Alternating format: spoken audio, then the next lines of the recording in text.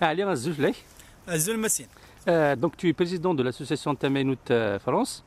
Voilà, on vient d'apprendre que lors de ton passage au consulat de la monarchie marocaine à Colombes, donc le 92, les Hauts-de-Seine, en région parisienne, on t'a réservé un accueil un peu spécial, un peu particulier.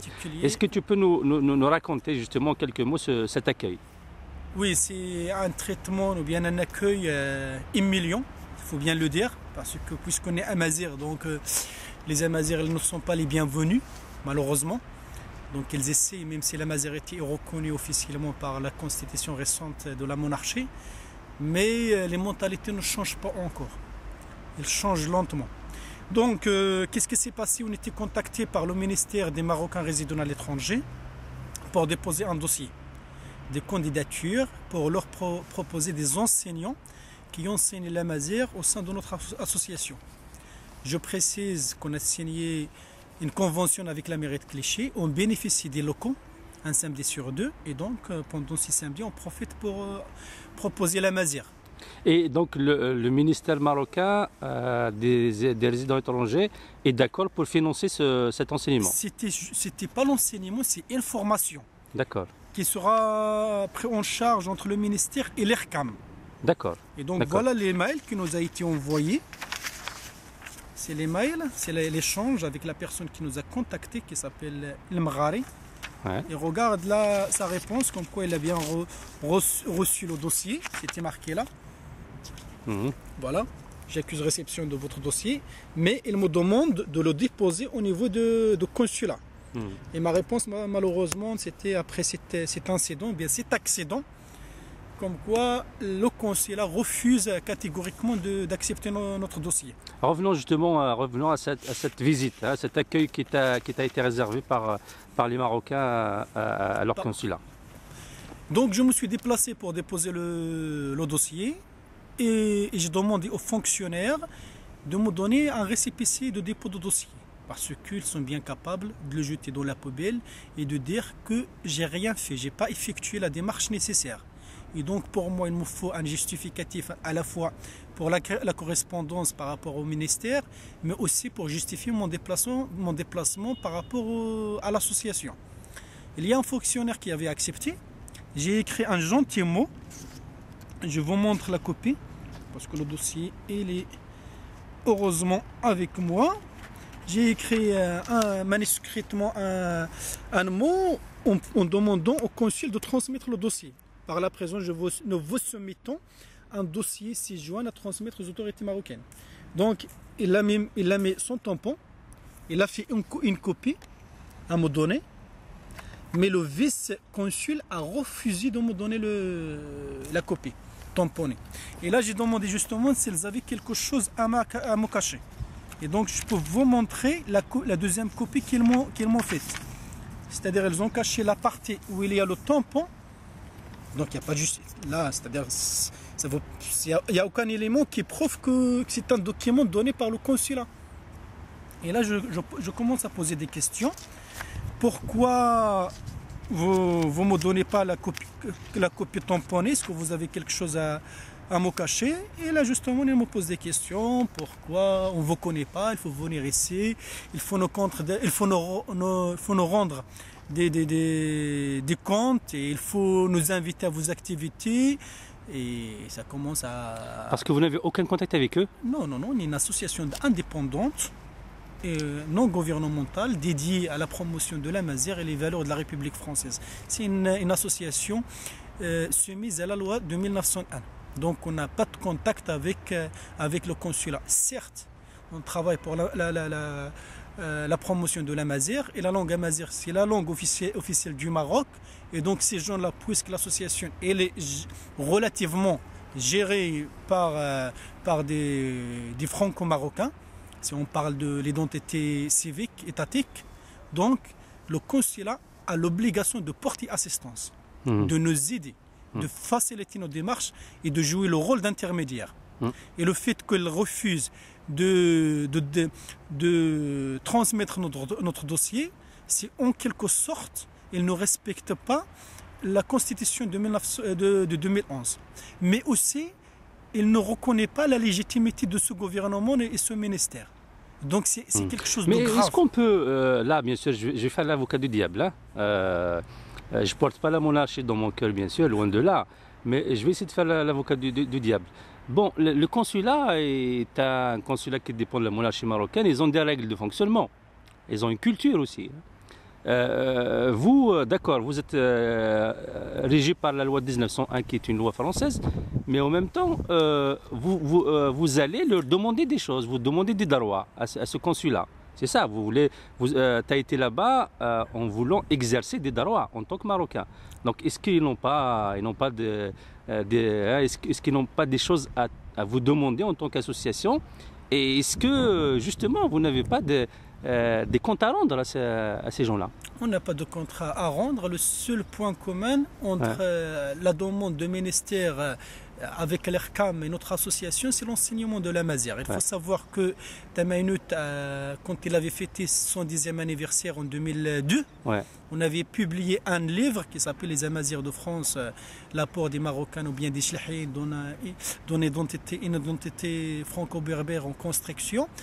Et à côté de cela, on avait signé ce qu'on appelle la charte de Clichy. Oui, mais ça reste du côté français, il n'y a aucun problème là-dessus. Je te suis, mais par rapport aux Marocains, peut-être qu'ils ont une culture. Ils ont une culture étatique, monarchique, qui veut justement exiger de tout, entre guillemets, Marocain, de rendre des comptes. Justement, je vais répondre à ta question, c'est juste pour un petit peu argumenter notre déplacement, ou bien mon déplacement, parce que la première des choses, je me suis déplacé, d'abord nous on demande que le Maroc envoie des enseignants, les envoie du Maroc, comme il fait pour l'arabe, et non pas les associations qui doivent assumer seules la charge d'enseigner la mazère. Mais puisqu'ils nous ont proposé une formation, on s'est dit, on peut tendre la main, pourquoi pas? C'est pour l'intérêt de la Mazère, il faut, parce que dans l'association, il y a des sensibilités différentes. Il y en a quelques-uns qui se disent, oui, pourquoi pas, c'est une bonne chose, on verra qu'est-ce que ça va donner. Et justement, c'est ça le point qui m'a poussé à me déplacer, parce que c'est une décision du bureau, donc je me suis dit, pourquoi pas. Par contre, certes, les fonctionnaires, ils ont une mentalité marzanienne. Quand on dit marzanienne, c'est-à-dire une mentalité de la dictature, malheureusement, de ce pays. Oui, c'est une mentalité qu'on retrouve ailleurs aussi. Hein. L'État algérien, tunisien, libyen, ils sont tous de la même mentalité. Mentalité arabo-musulmane, arabo-islamique de manière générale. C'est le cas. Même dans la majorité des pays de tiers-monde, on trouve ce genre de comportement. Donc, eux, ils ont l'habitude de travailler avec ce qu'on appelle l'ouidadiyat, c'est-à-dire quelques associations, c'est-à-dire des associations qui coopèrent étroitement avec le consulat pour mettre la main... C'est pas les amicales par hasard? Comme les amicales, oui. Pour mettre la main sur les Marocains résidant à l'étranger. Mais nous, on a une culture différente parce qu'on promouvoit les valeurs des droits de l'homme. Les valeurs de la démocratie. Et puis, bon, je pense aussi que vous avez des valeurs amazières. Des valeurs amazières. Qui sont en contradiction avec... Tout à fait. Il faut savoir aussi qu'il y a parfois c'est-à-dire on n'est pas tout le temps sur le même point, c'est-à-dire le même avis sur pas mal de choses. Par exemple, on était à la tête d'une manifestation pour soutenir Tawada.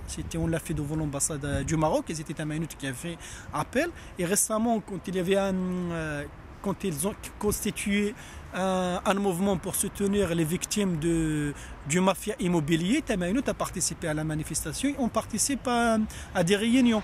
C'est-à-dire, pour eux, Tamainout France, c'est une association qui dérange. Donc il faut... Peut-être qu'ils vous connaissent déjà. Ils nous connaissent. Là-bas au consulat, je connais ou bien j'ai vu des visages qui me sont familiers. Peut-être que c'est des gens qui viennent vous surveiller quand vous faites des activités. Il n'y a pas de doute là-dessus. Oui, vous n'êtes pas naïf, je pense. Hein. Vous savez bien que l'État marocain vous surveille. Mais et vous espionne. On travaille dans ce qu'on appelle la légalité totale. C'est-à-dire on ne se permet pas d'être une association anarchiste ou quoi que ce soit. quand on fait des manifs, on les fait de façon civilisée. On vient ici, on respecte c'est-à-dire les consignes qui ont été données. On se manifeste, on s'expose, on chante nos slogans, on manifeste nos banderoles, nos pancartes, nos drapeaux et on rentre. Ce qui nous intéresse, c'est de leur dire qu'on est présent et qu'on ne partage pas votre politique. Mais on ne se permet pas d'être violent ni agressif. Et même... Revenons justement à la violence et à l'agressivité parce que tu n'as pas fini. Hein, donc, il s'est passé des choses dans le bureau du vice-consul, c'est ça? Il y avait le vice-consul, il y avait le consul lui-même. Parce que quand il y a eu une altercation, parce que pour moi j'étais vraiment choqué. Comment il y a eu une altercation? Une altercation parce que ma question, je l'aurais questionné pourquoi vous nous traitez d'une façon assez désagréable. Et leur réponse était littéralement ici on fait ce qu'on veut. Vous êtes des Amazirs, vous n'êtes pas les bienvenus. Et quelque chose de très... Et ils ont dit ça, hein, vous n'êtes pas les bienvenus. Ils l'ont dit. On peut le déduire. Mais la phrase qui a été prononcée, ici on fait ce qu'on veut. Au fait, ils t'ont parlé dans quelle langue? Ils parlent en français et en arabe. D'accord.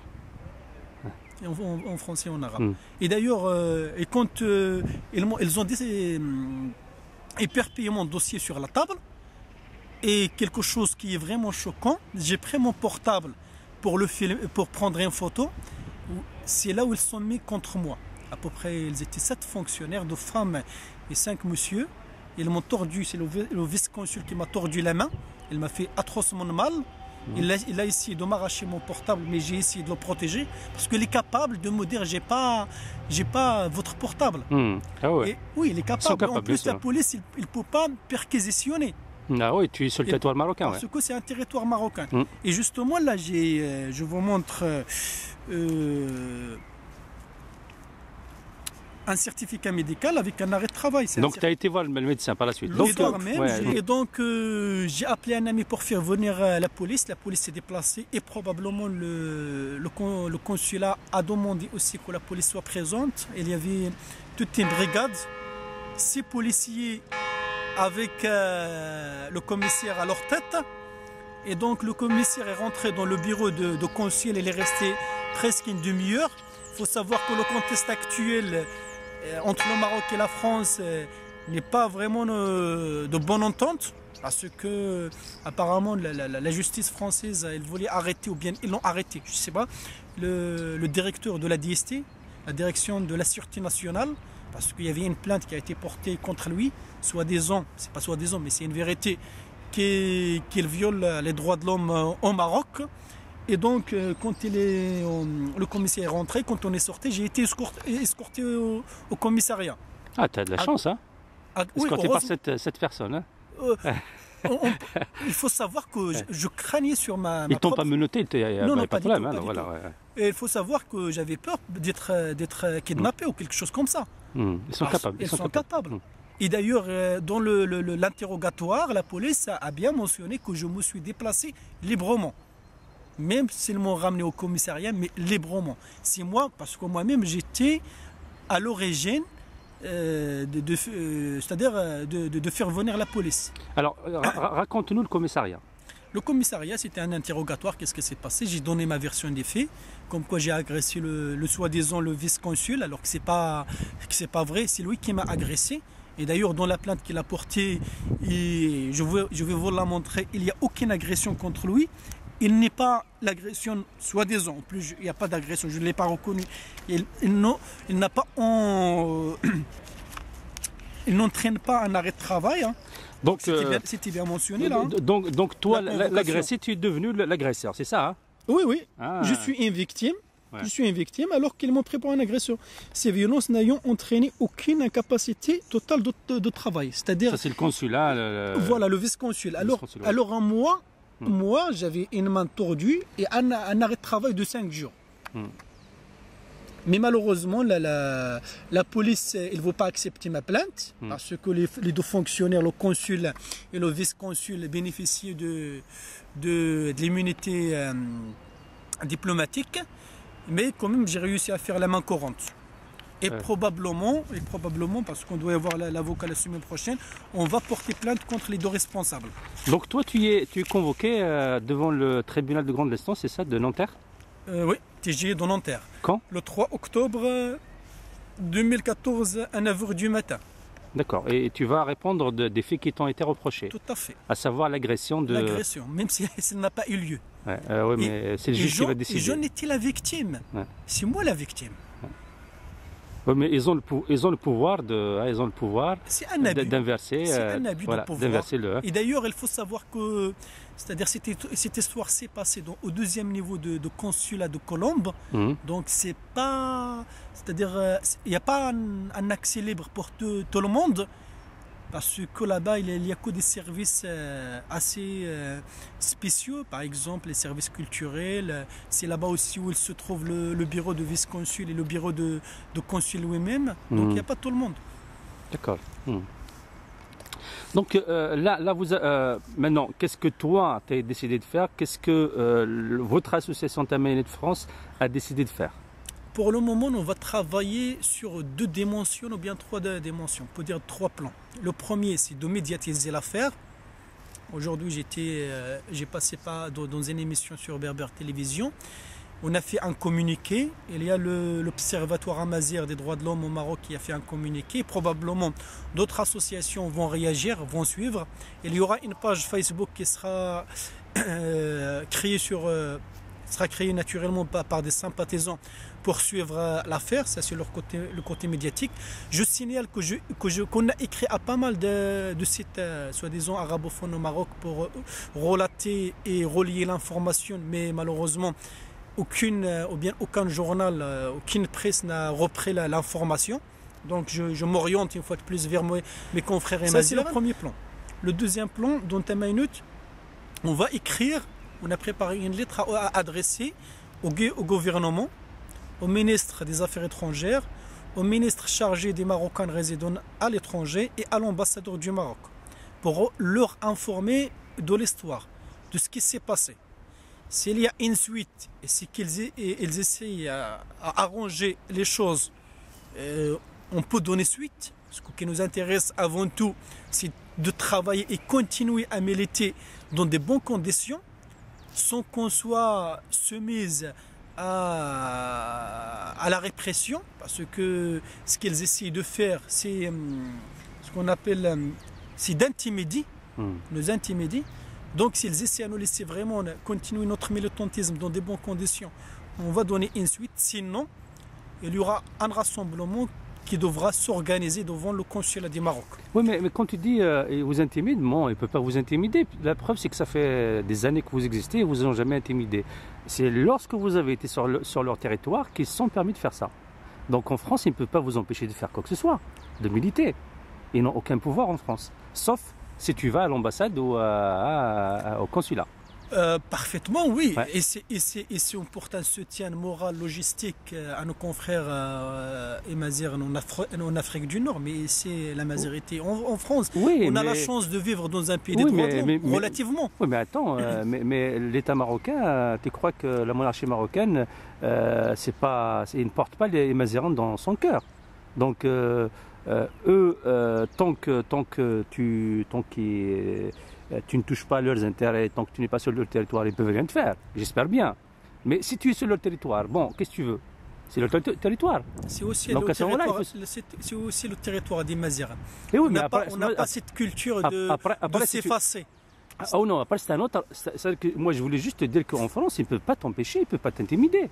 Tu peux faire tout ce que tu veux sans aucun problème. Intimider dans le sens, parce qu'on est une association qui travaille et qui dérange. Et d'ailleurs, je précise que la télévision marocaine, Tamazight Tweet, s'est déplacée pour couvrir un événement de notre association. On est une association qui fait tellement de choses culturelles. Vous le faites en France.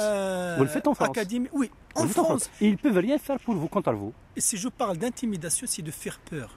Oui, mais ils peuvent pas. La preuve, c'est que c'est la première fois que vous avez eu affaire à eux. Pourquoi? Parce que tu as été chez eux. Je dis bien chez eux. C'est pas en tant que personne physique, ouais, en tant que président d'association. Parce qu'en tant que personne physique, je vis tout le temps. Eh oui, mais attends. Les Amazigh au Maroc, au Maroc, sur le territoire contrôlé par l'État marocain, exactement, Tamazight occidental, ils sont humiliés au quotidien. Tu vois ce qu'ils font à Imidar? Tu vois ce qu'ils font, comment il s'appelle Khdaoui récemment là, il a parlé. Donc c'est pas étonnant, moi ça m'étonne pas. La monarchie marocaine, l'État algérien, l'État tunisien, c'est tout à fait normal, c'est dans leur culture, c'est dans leur pratique d'humilier les Mazérans, de les empêcher de faire. Il n'y a que les Mazérans de service, les Mazérans qui sont vraiment des supplétifs du système, qui sont tolérés et qui peuvent faire tout ce qu'ils veulent. Les autres, on leur crée des problèmes. Mais on leur crée des problèmes sur le territoire qu'ils contrôlent. En France, ils ne pourront jamais créer des problèmes. Sauf bien sûr si tu vas les chercher dans le consulat, excuse-moi, mais bon, là... Hein. Je partage entièrement ce que tu viens de dire. Et si je parle d'intimidation, c'est de faire peur. On est une association qui mobilise une soixantaine de personnes. Il ne faut pas qu'ils fassent peur. Il ne faut pas qu'ils fassent peur. Justement, il faut savoir qu'elles ont ici à créer une autre association à Clichy. Ah d'accord. Donc, il existe une autre association, soi-disant marocaine, et qui travaille aussi, il ne le dit pas d'une façon claire, il essaie à récupérer Imazéran pour soi-disant, cette association de ciel, reconnaissait la mazérité et tout ça. Et donc, ils essaient à tout près à nous casser. Mais nous, je ne dirais pas que c'est une association. D'abord, c'est une association qui travaille bien. Et vraiment, j'ai beaucoup d'estime pour son président et pour cette association que je ne vais pas nommer. Mais, c'est-à-dire, le Marzan, il a tout un intérêt à nous casser. Bien sûr. À qu'on reste pas debout. C'est de bonne guerre, non? Oui, justement, on est conscient de ça. Voilà. On est conscient. Ah, ça me rassure. Non, on est conscient, on assume notre façon de faire. On est revendicatif. En fait, le sujet, la raison pour laquelle tout ça s'est passé, c'est parce que tu as été là-bas pour un sujet qui concerne l'enseignement de Tamazight. De la Mazir. Est-ce que, justement, par rapport à cet enseignement de Tamazight, est-ce que vraiment on peut faire confiance, on peut croire à la sincérité, est-ce qu'il y a une sincérité de la monarchie marocaine, du Mkhzen, dans cette affaire d'enseignement de Tamazight et dans cette affaire aussi de son officialisation? Est-ce que vraiment c'est sincère? Est-ce qu'on peut leur faire confiance et aller de l'avant? Comme je l'avais expliqué, dans l'association Tamaynut, il y a pas mal de sensibilités. Il y en a qui sont hostiles à ce genre de coopération. Il y en a qui veulent un petit peu tendre la main et tenter si les choses vont être mobilisées autrement. Donc, on essaie à faire la synthèse. Parce qu'on est une soixantaine de personnes, il y a des avis divers et variés. Donc, on essaie à satisfaire tout le monde et pourquoi pas tenter toutes les expériences qui nous seront offertes. Et à propos de la mazérité au Maroc, on est conscient aussi qu'il y a un blocage. D'abord, on a organisé une conférence, c'était au mois de novembre, avec la présence de M.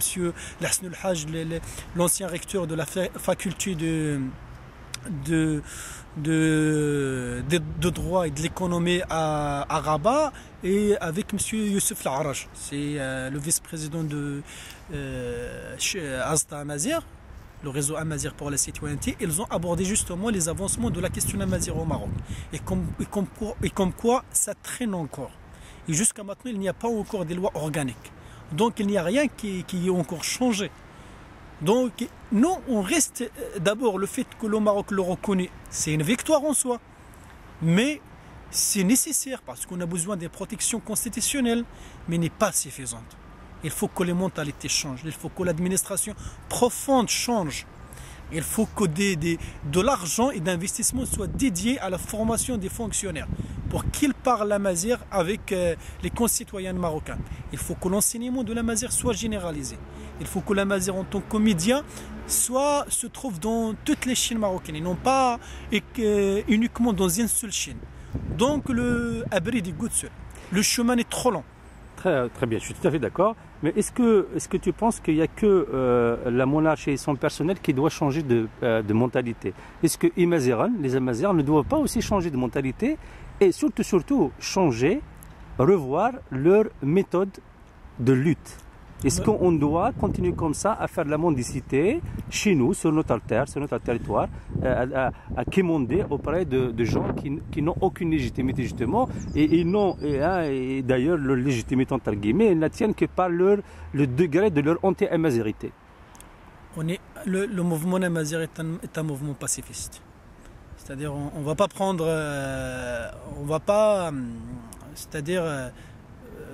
même si nos droits sont parfaitement légitimes, mais le mouvement amazigh étant fait partie, une bonne majorité sont contre ce qu'on appelle un changement par force. Non, mais je ne parle pas forcément de la force. Hein. Si on a parlé des Médar, et Médar, c'est un mouvement pacifique. Tout à fait, c'est pacifique. Mais c'est un mouvement exemplaire. Moi, j'aurais aimé, par exemple, que les Amazirs de Tamazra occidentale, sur place, hein, se mobilisent aux côtés des gens de Médar de la même façon. C'est une révolution. On peut faire une révolution. C'est une révolution qui sont totalement différentes. Mais c'est un petit village. Donc moi, je suis encore dans le Pacifique. Hein. Je suis pas. Tout à fait, oui. Ouais. Je te donne encore des exemples, pas seulement Médar. Il y a Aït Bouaïej dans le nord, parce que Médar, c'est à côté de Ouarzazate, à côté de Tinrer, donc dans le Sahara oriental marocain. Et aussi Sidi Ifni, dans le sud, il y a pas mal de villages et pas mal de villes proprement amazighes qui militent pour leurs droits. C'est-à-dire le mouvement amazigh se généralise. Et donc, et d'ailleurs, c'est pas une question de la monarchie, parce que la monarchie, elle cherche sa survie. Et qu'elle dure dans le temps. C'est-à-dire, si l'intérêt de la monarchie, c'est de s'allier aux Amazirs, ils ne vont pas hésiter. Les intérêts, c'est d'exister. Et même c'est pareil aussi pour les partis politiques. Est-ce que la monarchie va s'allier aux Amazirs et puis se dire une monarchie amazigh? Je ne sais pas. Et c'est ça le problème. Parce que l'alliance, ça dépend de l'alliance. C'est que moi, c'est un régime arabe qui se dit arabo-musulman et s'allie aux Amazirs juste pour partager un gâteau, ça ne sert à rien. Mais est-ce que la monarchie marocaine ou l'État marocain est prêt à se dire un État amazigh et pas un État arabo-musulman? C'est ça qu'est-ce qu'elle se trouve dans la tête du palais royal? Je ne suis pas leur porte-parole. Une chose est sûre. Ah oui, je n'ai pas de doute là-dessus. Oui, justement. Une chose est sûre. D'abord, dans la réforme constitutionnelle, l'amazigh après une partie non négligente dans la réforme constitutionnelle. Et c'était parce que le mouvement amazigh est bien présent dans le mouvement du 20 février. Et d'ailleurs, Tamainout était l'un des leaders du 20 février ici en France. On était à la source de l'organisation des grandes conférences avec la présence de Ahmed Assid. Donc voilà, eux, ils ne vont pas hésiter à nous accorder, parce qu'on arrache, c'est pas ils qui nous donnent, on arrache nos acquis. Mais ils sont prêts à être réformés. Donc le problème, c'est dans les mentalités. Mais le changement est lent. Et d'ailleurs, le problème vient davantage des partis politiques, que ce soit qui ont l'idéologie orientaliste, que ce soit l'Istiqlal, le PJD qui gouverne, même ceux de, soi-disant, le Parti socialiste, l'Union socialiste des forces populaires et les autres, ils ont encore une mentalité relativement archaïque. Même les autres partis qui se revendiquent de la ruralité, de l'amazigh, aussi ce sont des partis marzaniens. Et là, je ne vais pas mâcher mes mots. Ahardan aussi, c'est l'un des serviteurs. Et les autres. Mais on essaie à arracher. Il faut accumuler les acquis. Donc, ce qui nous intéresse, c'est que les choses avancent. Parce que, fort heureusement, on n'est pas un mouvement homogène. On est très hétérogène. Chacun milite à sa façon pour que la mazérité existe et qu'elle soit en dehors de cause. Bah écoute, à moins que tu aies des choses à rajouter, quelque chose à rajouter par rapport à l'affaire qui nous a... Cela montre un peu leur agressivité. Voilà. Donc, si j'ai bien compris, et puis tu es convoqué pour le tribunal le 3 octobre 2014. Malheureusement, quand j'en étais la victime... Mais alors, bon, c'est la mentalité des fonctionnaires au Maroc. Taisez-vous, sinon on te met dans la prison. Voilà. Et ailleurs, c'est la même chose. Avant de conclure, مزمر تصير ثاولت الشلحيث كانت ثاولت الشلحيث تنمرتنا قمتنا مسين في ميكوزم زاد لي تكفيت باش فلاس نساول في ديمقراطيه استاد لي وقعنا دي مروكين حلق قنصليه اتمنى كنت غاوسيوين عاد بدلت غيلات لقدام ادي بين الحق تنمرت لا